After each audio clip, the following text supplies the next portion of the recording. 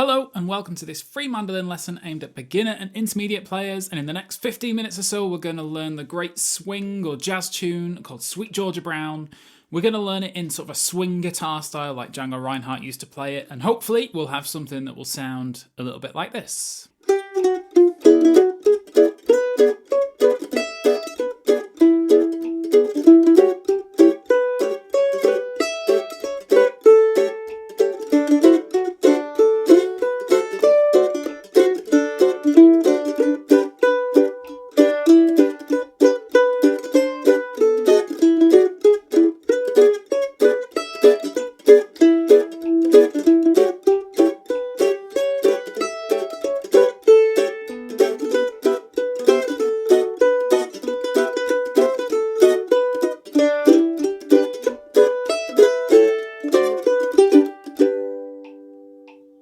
Everything we talk about in the next 15 minutes or so is included in a free PDF, which is linked below, so make sure you download that so you can read all the tab music and you don't have to learn any of this by ear.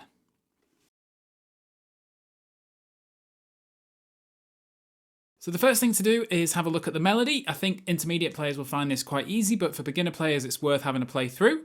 There are no A and B parts to this, it's just one long 32 bar melody, but it is split into 8 4-bar phrases. So we're just going to fly through this, so maybe just have a quick pause and play through, but together we'll just have a play through all 8 phrases now. So you've had a go at each one and then we'll have a full playthrough at the end. Intermediate players, it's worth just making sure you know the melody, and beginner players, let's learn it phrase by phrase.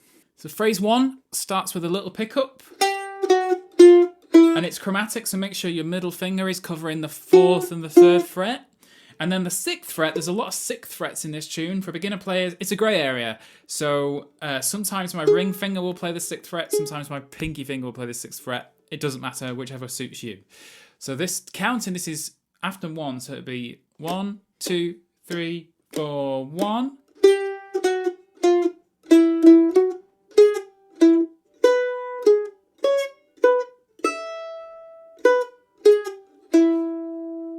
So that's phrase 1, and I don't want this to be a 30-minute video, so I'm just going to fly through. If you can't get each phrase, just hit rewind. So phrase 2 under the A7 sounds like this. This is after 4.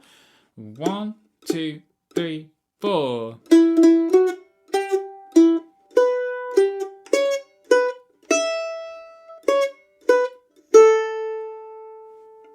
And then phrase 3, there's a very similar pattern to all these phrases under the D7. 1, 2, 3, 4.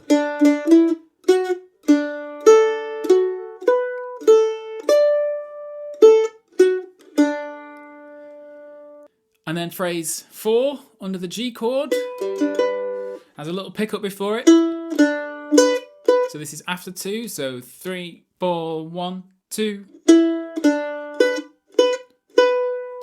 1.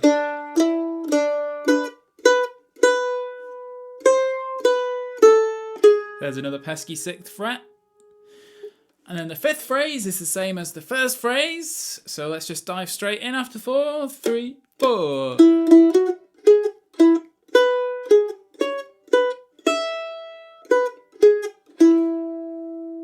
6th phrase is the same as the 2nd phrase. 2, 3, 4.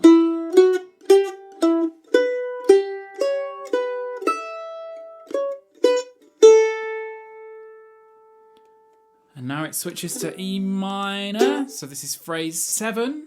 1, 2, 3, 4.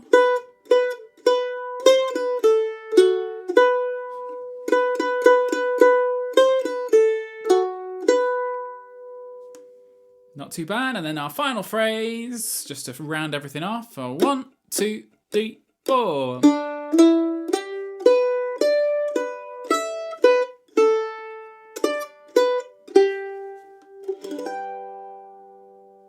So just so we're all had one go at the melody, I'll put the metronome on. Let's just have one playthrough of the melody, and this will be after 2, 3, 4, 1. 1, 2, 3, 4, 1.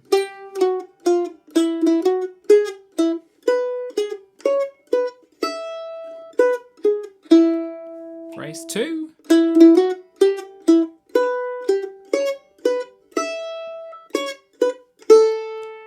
3.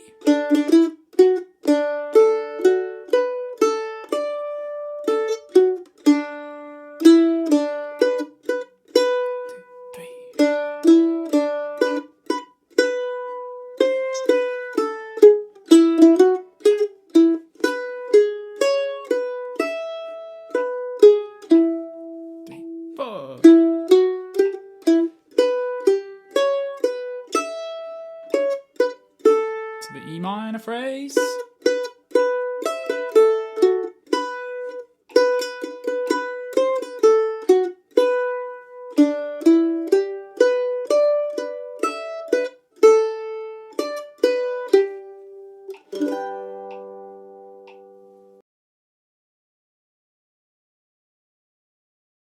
Now let's take a look at the chords. So first of all, let's learn the chords for beginner players, and then intermediate players, if you find all these easy, you can fast forward to the harder chords.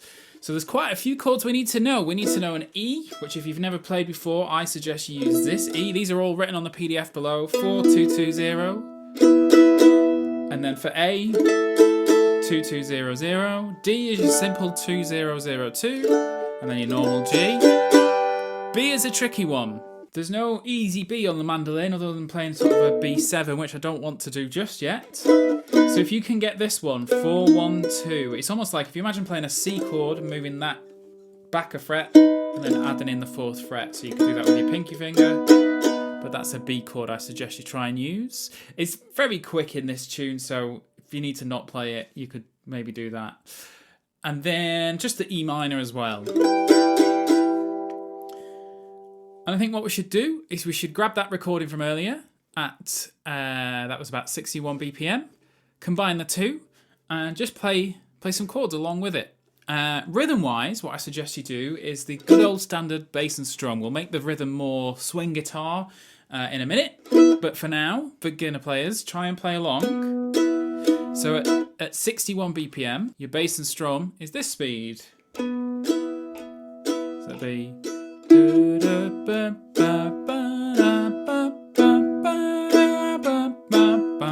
So we're emphasising beats 2 and 4 with a strum, and beats 1 and 3 are just a little guide note. Bass and strum we call it on Mando. Some people call it tap and hit. It's a rhythm that always helps you out of any situation.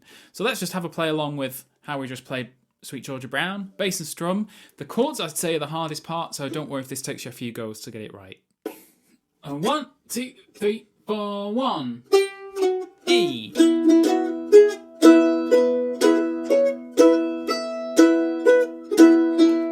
Here's the A. 2.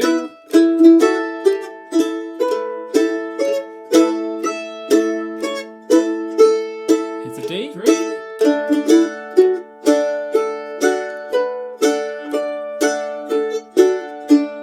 To the G.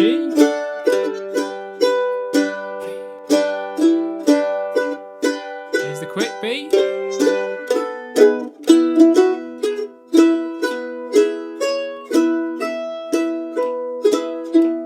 To A.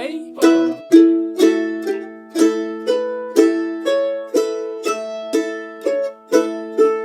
Here's the harp at E minor. To B. E minor. To B. Here's the ending phrase.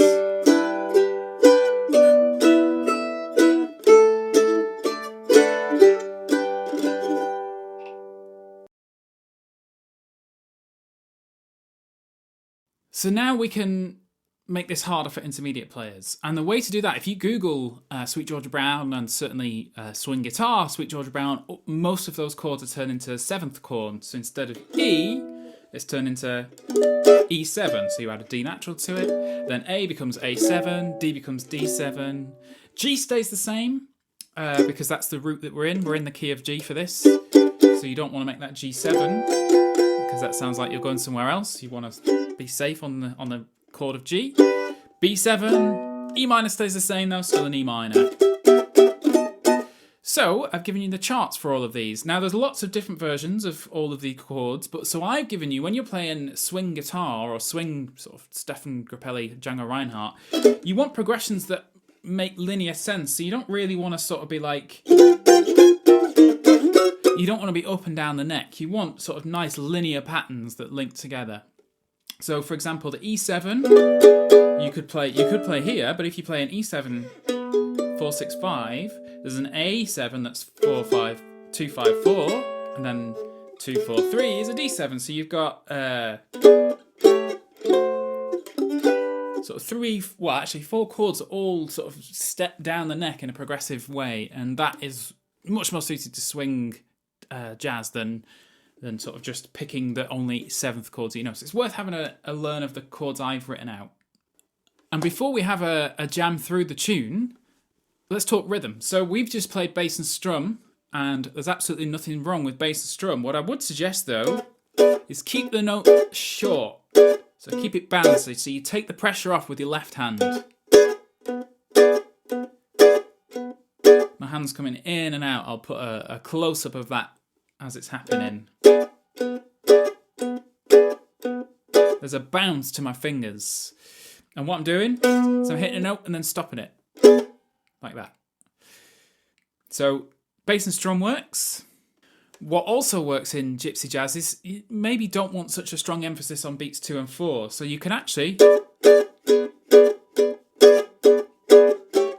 You can just make it 4 strums, 4 on the floor.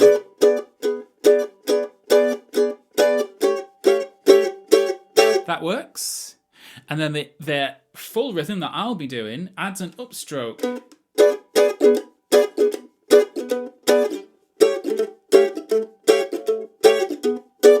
So it's sort of like down, down, up, down, down, up, down, down. But the up is kind of on a dead note.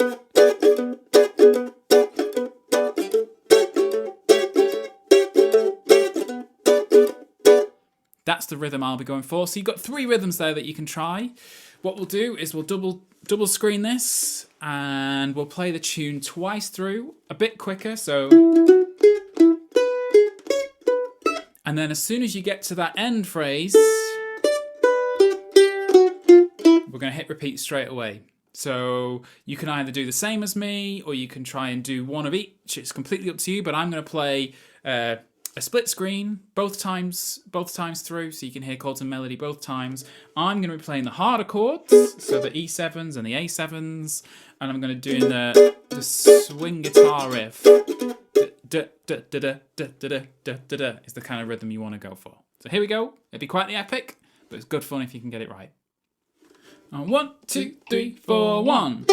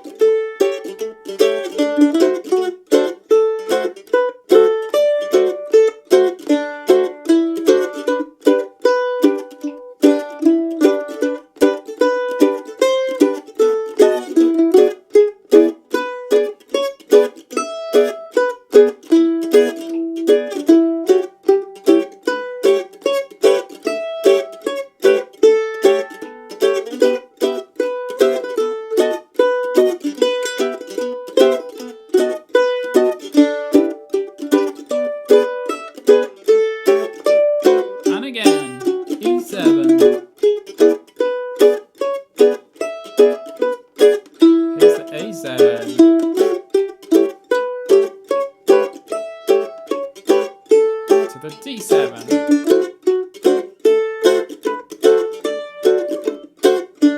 To G.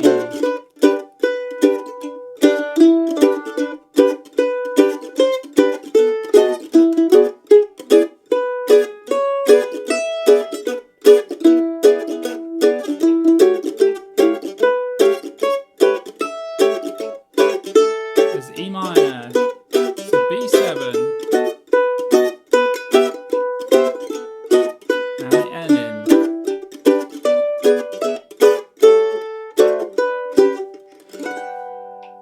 So there you have Sweet Georgie Brown. We've taken it from a beginner tune, passed it through a filter of some jazz chords, some swing guitar style rhythm, and you have a really cool way of playing the chords. This applies to all sort of jazz guitar, that kind of rhythm, and linking the chords together. I've also done a lesson on Honeysuckle Rose, which will take this further. I hope you've enjoyed this lesson. We do these every month. Please like and subscribe while you're here, or head over to mandomike.com for all the other free lessons we've done, and we'll see you next month.